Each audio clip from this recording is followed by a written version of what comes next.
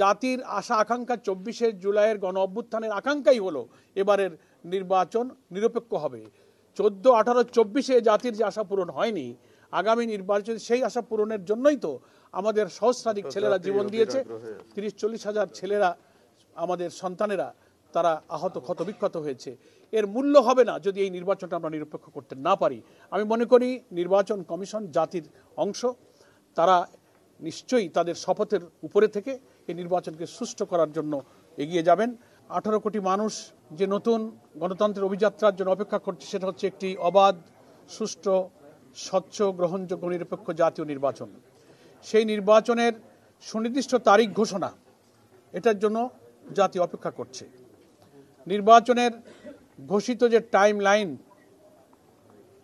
আসন্ন রমজানের পূর্বেই নির্বাচন করার ব্যাপারে যে জাতির কাছে সরকার এবং পলিটিক্যাল পার্টি স্টেক হোল্ডার আমরা যারা কমিটেড,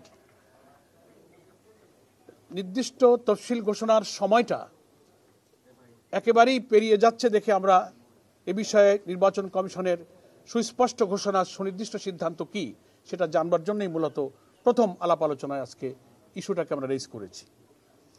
এরপরে আমাদের মধ্যে আলোচনায় স্থান পেয়েছে ভোট কেন্দ্রগুলোতে বিজিবি সেনাবাহিনী মোতায়েন, ভোট কেন্দ্রের নিরাপত্তা প্রসঙ্গ, মাঠ প্রশাসনের নিরপেক্ষতা, যেটাকে আমরা লেভেল প্লেইং ফিল্ড বলছি। প্রশাসনের কর্মরত বড় বড় কর্মকর্তা এবং ইলেকশনের সাথে রিলেটেড অফিসারদের নিরপেক্ষতা নিয়ে যেসব প্রশ্ন উঠেছে সেটা আলোচনার বিষয় ছিল।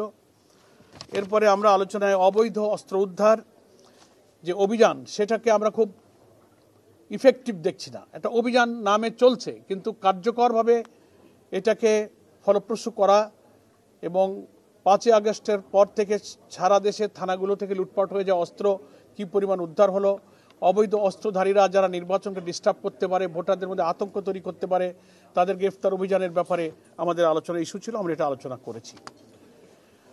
আর একটা ইম্পর্ট্যান্ট ইস্যু ছিল প্রবাসী ভোটার যারা এবার ভোট দেওয়ার জন্য সারা দুনিয়াতে প্রায় 1.25 কোটি ভোটার বা তার বেশি রেজিস্ট্রেশন হচ্ছে। এদের ভোটার রেজিস্ট্রেশনের প্রক্রিয়াটা আমরা যারা প্রবাসের সাথে যোগাযোগ রাখছি, সফর করছি, সে প্রক্রিয়াটা তারা অনেকে জটিল মনে করছে।